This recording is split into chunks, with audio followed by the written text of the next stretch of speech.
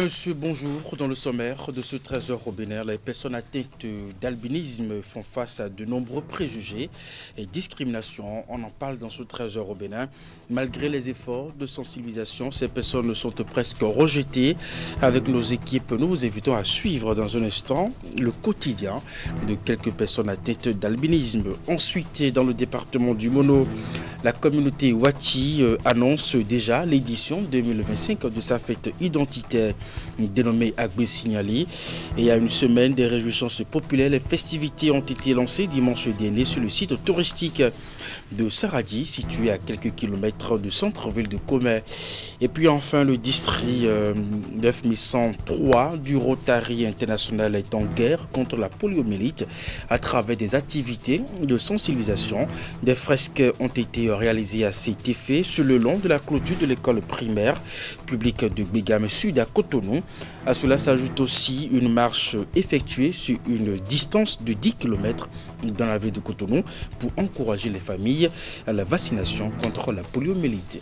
Voilà pour vous le sommaire de cette édition. À nouveau, bonjour et bienvenue si vous nous rejoignez au Bénin. Les personnes atteintes d'albinisme font face à de nombreux préjugés, mais aussi de discrimination, malgré les efforts de sensibilisation. Cependant, bien entendu, il ou elle ne manque pas de lutter chaque jour pour faire entendre leur voix et revendiquer leur place dans notre société. À travers ce reportage que nous propose Mariette Amoussou, Esther Tofa, nous vous invitons à découvrir le quotidien de quelques personnes atteintes d'albinisme. Est-ce que tu me vois? Est-ce que tu vois la nuit?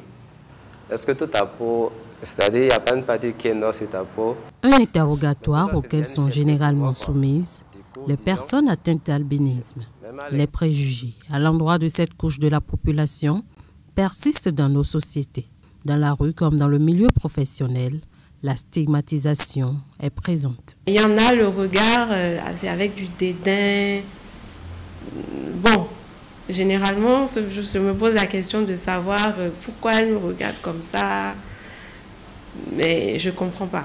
Donc je me dis, bon, vu que je suis quelqu'un aussi qui ne prend pas trop à cœur l'opinion des autres, qui ne prend pas trop à cœur le regard des autres pour fonctionner dans ma vie, c'est vrai que ça me choque sur le coup, mais après, je passe dessus, j'essaie d'avancer, je me dis, bon. Les gens n'aiment pas me donner du travail. Voilà tout mon parcours professionnel, tout mon parcours. Même actuellement, j'ai fait le projet H et formation. Je suis allé faire la formation. Voilà. Mais quand tu vas voir, même mes parents, ils se disent, mais ils ne voient même pas bien. Si je lui donne du travail maintenant et qu'il n'exécute pas bien, qu'est-ce que je vais faire? Si je l'amène comme ça, là, le policier me regardera et me dira, toi aussi. À mon moment, le moment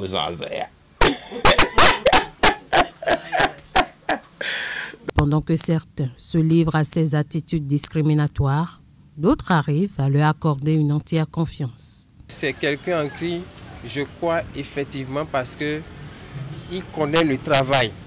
Mais quand on le voit debout, on n'a pas l'air de lui confier quelque chose, mais dans le fond, il maîtrise vraiment le travail. Si je vais dire que je connais un frigoriste à qui vraiment j'ai une pleine confiance, c'est Jean-Claude. À côté du travail même, la qualité qu'il a en plus, c'est l'honnêteté. On dit chez nous, peu importe le flacon pourvu qu'on ait l'ivresse. Vous avez quelqu'un de qualité qui donne satisfaction, qui, je le pense, s'épanouit dans son travail, pas grâce à nous, mais grâce à elle. Bon, un chef d'entreprise, pour moi, n'a pas à rentrer dans ces critères de sélection physique pour embaucher un employé qui va lui donner satisfaction. On est plus attaché on doit être attaché, non pas au savoir-faire, mais au savoir-être. Au Bénin, plusieurs associations et organisations se sont assignées pour mission de changer les mentalités et œuvrer pour une meilleure condition en faveur des personnes atteintes d'albinisme. En dépit de toutes les actions entreprises, le chemin paraît encore long. L'Agence des systèmes d'information et du numérique organise bien entendu conjointement avec le Luxembourg House of Cybersecurity une formation aux bonnes pratiques de la cybersécurité à l'intention des responsables de la sécurité des systèmes d'information, dénommé Cyberdrill. La formation qui s'inscrit dans le cadre du projet Bidigital a été lancée ce lundi à l'hôtel Godin Tulip à Cotonou. La rencontre qui dure jusqu'au vendredi 18 avril prochain permettra de renforcer les capacités des acteurs. Voici le compte rendu. Pendant 5 jours, ces responsables de la sécurité des systèmes d'information seront formés aux bonnes pratiques de la cybersécurité. Dénommée Cyberdrill, la formation qui s'inscrit dans le cadre du projet Bidigital est initiée par l'Agence des systèmes d'information et du numérique ASIN en collaboration avec le Luxembourg House of Cybersecurity. Le Cyberdrill s'inscrit dans cette logique de permettre aux professionnels africains de la cybersécurité de se former, d'expérimenter des scénarios concrets et de renforcer leur capacité d'intervention face à des incidents de plus en plus sophistiqués. Quels sont vos défis? Donc l'intéressant sera de voir comment est-ce que les attaquants se spécialisent pour la région, ou peut-être qu'il y a des arnaques qui sont très particulières pour le Bénin. Engagé depuis de nombreuses années en faveur d'un cyberespace sécurisé, résilient et coopératif, le Luxembourg souhaite partager son expérience, ses outils et expertise avec le Bénin dans un esprit de solidarité numérique. La rencontre permettra donc de renforcer les capacités de ces responsables pour une meilleure efficacité dans la protection des systèmes d'information de l'État. Certes, notre but à nous, c'est de vous outiller pour que vous soyez capables justement de gérer les problématiques à votre niveau. Mais il y a une dimension très importante vers laquelle nous allons commencer tous à évoluer, qui est la dimension de collaboration inter-entité. Vous êtes acteur d'une belle aventure. En tout cas, nous, à la CIN, nous considérons que nous sommes qu'au début de l'aventure. Nous espérons que ce ne sera pas seulement 1 ou 2 cyberdrills par an que nous aurons, mais que ça deviendra, en tout cas d'ici 2 ou 3 ans, une activité banale, puisqu'il faut de la répétition.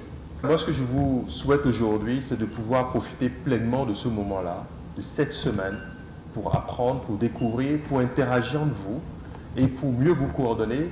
Pour le directeur général de la CIN, agence gouvernementale chargée d'assurer l'exécution opérationnelle et le suivi des programmes et projets numériques du gouvernement béninois, c'est la première fois que la cybersécurité en est une composante majeure. Cette semaine de formation sur Cyberdrill prend fin le vendredi 18 avril prochain. Eh bien justement, Laure Aguessi Bokor est considérée comme la première conductrice de poids lourd au Bénin en matière de taxi, de camion, justement. Suite à son décès survenu en mars dernier, l'une de nos équipes s'est mise sur les traces de cette femme remarquable qui longtemps a éclaboussé plusieurs corridors sous-régionaux de son courage et de son talent. Un reportage de Hugues Veyingbe, Jocelyn Bariga. Parc automobile de Jonquet à Cotonou. De par le visage qu'il présente, ce lieu de stationnement n'a rien d'extraordinaire. Pour autant, c'est d'ici qu'une Amazone des temps contemporains a écrit son histoire et marqué d'un encre indélébile le registre de la conduite routière au Bénin. Pour les chauffeurs rencontrés sur le site, Laure Odilia Ablanvi Aguessi Bokor est la première femme du Bénin à s'engager dans la conduite de taxi, puis de poids lourds. Je l'ai connue sur ce parc dans les années 91-92. Elle faisait plus que même nous les garçons. Parce qu'elle a l'habitude de faire Cotonou-Lomé, Cotonou-Lagos, et même elle est partie jusqu'à Abidjan. Subitement, je l'ai vue au Nigeria. Non, ça c'est étonnant. C'est quel genre de dame ça? Ça, c'est ma première rencontre. Ça. La seconde rencontre, je l'ai croisée sur la voie de Lomé. J'allais aussi à Lomé. J'avais déjà pris une occasion depuis Porte-Novo. Et je disais au chauffeur que, mais on va parler d'une dame là. Je cherchais à prendre l'occasion de la dame. Oh, non, bon, la dame part très tôt le matin ou plus tard, à 3 h du matin, elle est déjà partie. Et 10 h, 11 h, elle est presque de retour. L'étonnement qu'elle génère auprès de ses pairs est d'autant plus justifié que certains corridors routiers sont émaillés de tracasseries dont la gestion est complexe. Mais c'est sans compter sur sa prestance et surtout son caractère bien trempé qui lui permettent de relever le défi. En témoigne cette dame rencontrée chez l'une de ses filles. Car étant nous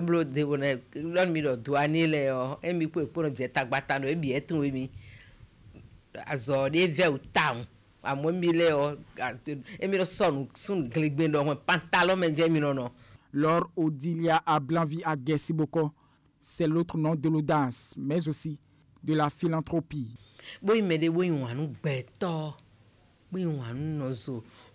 Nous n'avons donné ni amé et nous sommes carrés bouté ou mon amé. Cocoto me fier des fins de monnaie, beto gégé de boé na y carré. On savait que maman va régulièrement à Lomé et nous ramenait du pain et beaucoup d'autres cadeaux. À l'échelle nationale, Laure Odilia Aguessiboko est à ce jour l'une des rares femmes à embrasser la carrière de transporteur. Une situation que déplore le président point focal de la Confédération des syndicats des conducteurs routiers de l'Afrique de l'Ouest. Malheureusement, les femmes du Bénin n'ont pas emboîté son pas. Il fut un temps, on m'a même demandé d'envoyer 2 femmes conductrices pour une réunion à Abidjan, je n'ai pas pu. Alors qu'à Abidjan, il y a des femmes qui conduisent des titans, des camions, des cars. Laure Odilia Aguessiboko a été inhumée samedi 5 avril 2025. La plus grande association d'écoles d'art et de design dans le monde, Cumulus, organise cette semaine à Cotonou un student camp. L'initiative vise à outiller les participants sur la création de produits d'art futuristes. Le lancement de ce programme de formation, une première en Afrique, s'est déroulé ce lundi au siège de Semicity en présence de plusieurs étudiants amoureux du design venus bien entendu de divers horizons. Voici le compte rendu. Du 14 au 18 avril 2025, la capitale économique du Bénin sera le cœur battant de l'art et du design en Afrique. Cumulus Student Camp Cotonou 2025 réunit à Africa Design School, une marque de l'écosystème de Semicity, 350 étudiants en provenance de plusieurs pays, tels notamment que le Bénin, le Sénégal, le Ghana, l'Espagne et la France. Encore une fois, il s'agit d'inventer, de créer, d'imaginer, de représenter les produits du futur, les façons dont on va vivre demain, les usages du futur, compte tenu des modifications de contexte. On est évidemment traversé par 2 grandes problématiques. Une problématique qui est écologique, évidemment, c'est-à-dire qu'il va falloir, et vous allez nous apprendre probablement, à concevoir, à produire, à vendre totalement différemment. Et puis, les enjeux du digital. C'est vraiment une belle opportunité pour échanger, collaborer, créer des solutions qui sont ancrées dans notre patrimoine africain, mais qui ont une résonance à l'international. Au cours de cette semaine de formation, les étudiants verront leur capacité être renforcée sur différentes sous-thématiques de l'artisanat, en particulier l'indigo et ses applications en matière de textile. On a décidé de travailler avec Couleur Indigo, dirigée par Madame Nadia Danlé. Pourquoi ? Parce que parmi les profils d'étudiants que nous avons reçus, qui ont candidaté pour participer à ce camp, nous avons beaucoup de profils qui viennent de la filière de design de mode et d'objets et de textiles. Donc on a adapté le programme en fonction des profils de candidature que nous avons reçus. Cumulus est un regroupement de 400 écoles de design réparties dans le monde, dont l'une des plus récentes est Africa Design School, créée en 2019. Conférences, immersions, travaux en groupe et prototypage sont au programme de Cumulus Student Camp Cotonou 2025. Dans la suite de cette édition, le président du Conseil économique et social poursuit sa tournée nationale commencée depuis quelques jours. Justement, la semaine dernière, Conrad Baguidi était dans le département du Mono et du Koufo. Voici le point d'étape de cette tournée dans ces 2 départements avec Narcissa Lossé et Florent Dou. Conrad Baguidi accueilli ici dans le département du Koufo par le préfet Christophe Megbedji. Après les civilités, les 2 personnalités et leurs délégations se sont retrouvées autour d'une table pour une séance d'échange. Au menu, des questions de développement, À la tête d'un département connu comme un grenier agricole, l'autorité préfectorale n'a pas hésité à exprimer la doléance la mieux partagée ici. Le Koufo est un département, comme vous le savez déjà, Monsieur le Président. Le Koufo a de petits soucis sur le plan agricole. Parce que c'est des paysans très laborieux. Ils ont besoin d'engins, de tracteurs pour mécaniser un peu l'agriculture. Et l'autre, qui en visite de prise de contact, a donné ses assurances à séance tenante. Le CES est une institution en action. Dans cette action-là, nous allons nous accorder avec ceux qui sont ici aujourd'hui pour se dire que les priorités qu'on a identifiées sont bien connues. Et c'est sur celles-là que nous allons revenir pour travailler avec nos collègues du département, de manière à ce que les résultats puissent être visibles. Les sujets en question, il ne s'agira pas pour nous de leur apporter des solutions. Il n'y a pas de baguette magique. Mais nous allons, dans notre causerie, réagir. Réagir sur les sujets un peu à chaud, peut-être même vous permettre également de les ajuster. Et après ces réactions-là, on va passer aux priorités. Et une fois que nous avons arrêté ces priorités, nous aurons 3 manières différentes de revenir en mode solution sur les sujets.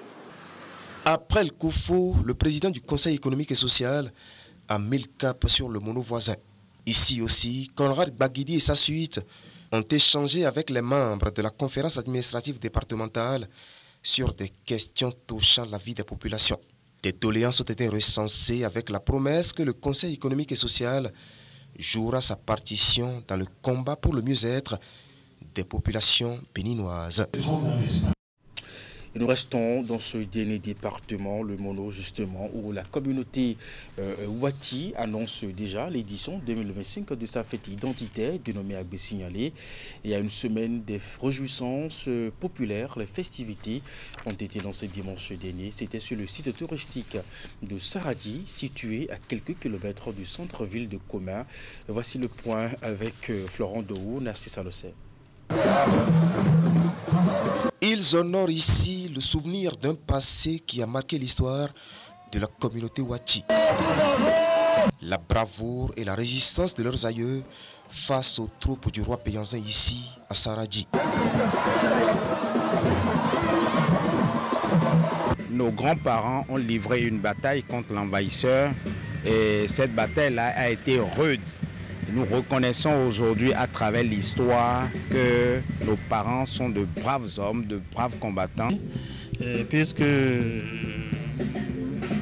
après ces événements, nous ne sommes pas devenus une vassalité d'Abomey. Le peuple Wati a gardé toute sa force, toute son autonomie. Autonomie gardée, comme c'est le cas chaque année, la reconstitution de l'histoire est faite sous le couvert d'une série de rituels.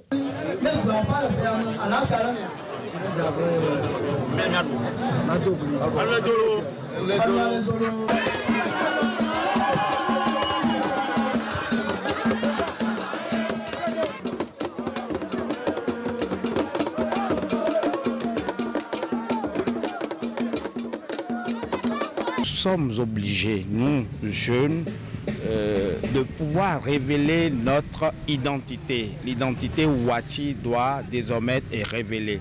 Nous devons tous, aux Wati que nous sommes, être fiers. Une fierté agitée à la face du monde autour de l'association culturelle et linguistique baptisée Agbé Signalé. Et derrière le clin d'œil à l'histoire, il y a un engagement pour le développement du capital humain. Et c'est l'innovation de cette édition 2025 des retrouvailles fraternelles ici. Un projet stratégique d'impact communautaire qui prévoit une série de formations pour développer le leadership chez les jeunes Wati. Chers jeunes,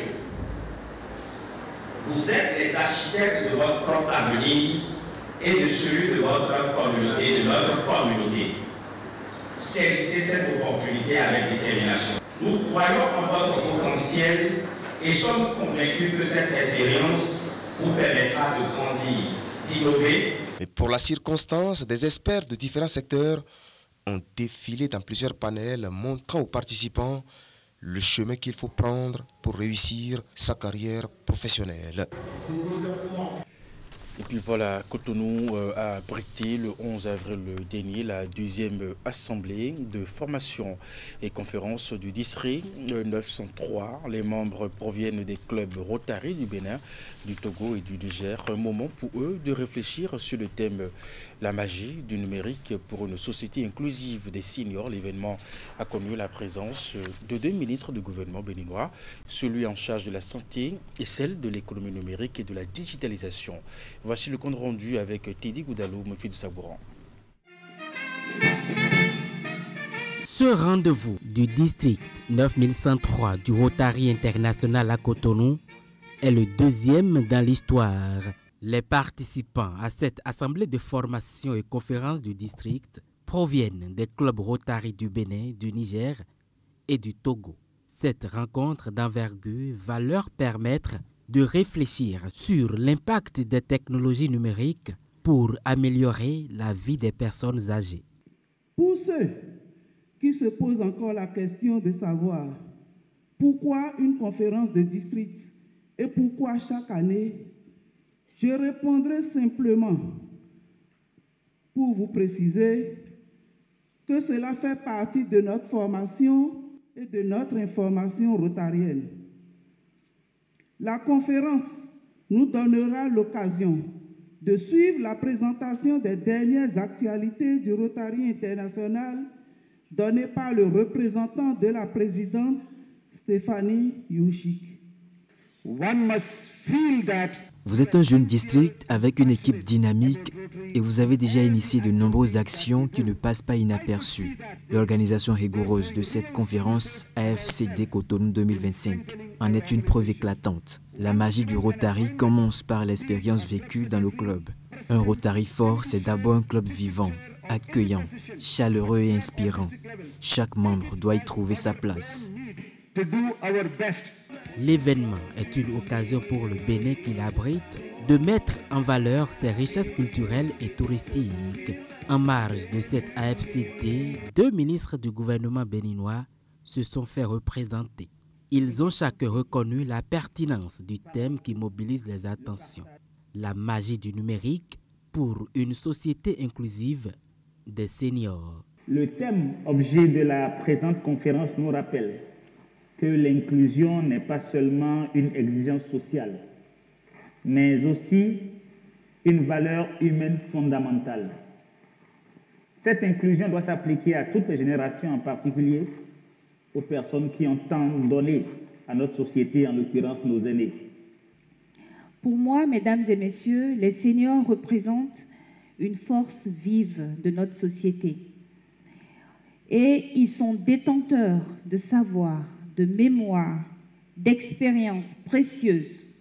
Moi, je considère aujourd'hui que pour un senior, le numérique peut être la nouvelle fontaine de jouvence. Le district 9103 appartenant à la région 26, zone 22 du Rotary International, couvre le Bénin, le Niger et le Togo. Il réunit des leaders passionnés qui s'emploient à construire un avenir meilleur à travers des actions concrètes pour la paix, la bonne santé, l'éducation, la protection de l'environnement et bien d'autres causes. Et puis en marge, bien entendu, de cette deuxième assemblée de formation et de conférence du district 9103, il y a eu aussi de la sensibilisation sur la lutte contre la poliomyélite.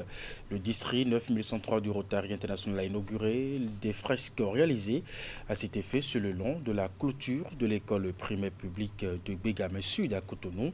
En plus de ces fresques, une marche est également effectuée sur une distance de 10 km dans la ville de Cotonou, bien entendu, pour le même exercice, encourager les familles à la vaccination contre la poliomyélite.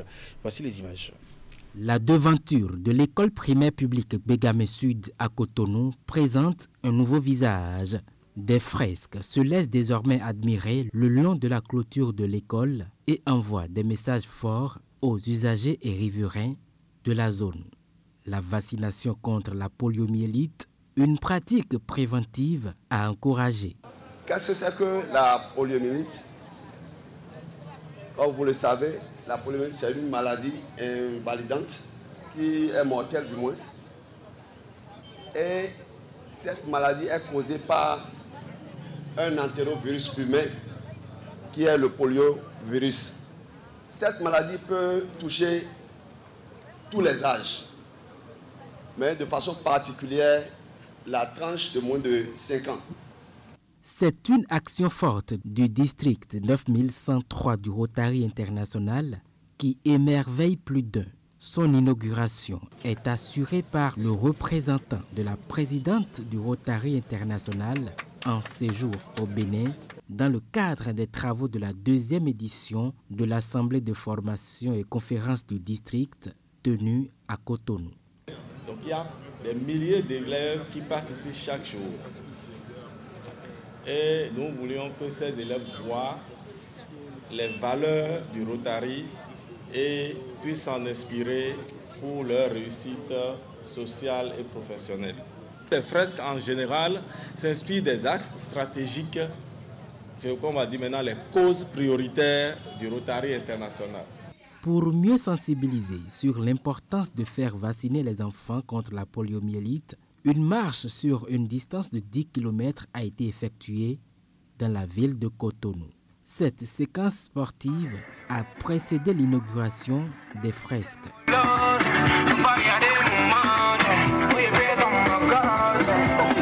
Marcher, bouger, c'est tous les jours. L'activité physique, c'est faire 30 minutes au moins d'activité aérobie qui fait transpirer chaque jour. Ça, c'est l'activité physique. Si je finis de faire ça et que je vais m'asseoir dans mon bureau du matin au soir, je suis sédentaire. Donc la sédentarité, c'est éviter de s'asseoir plus de 60 minutes à la fois. Après chaque minute, il faut se lever et marcher 1 à 2 minutes et venir se rasseoir. Sur les différentes affiches, il est aisé de lire plusieurs messages. Lesquels messages dont le sens est expliqué aux usagers de la route. Mesdames, Messieurs, c'est la fin de cette édition. Merci de l'avoir suivi. À 16h, votre bulletin d'information, 19h30, la grande édition de la soirée. Juste après votre émission, l'info continue. Portez-vous bien et à très bientôt.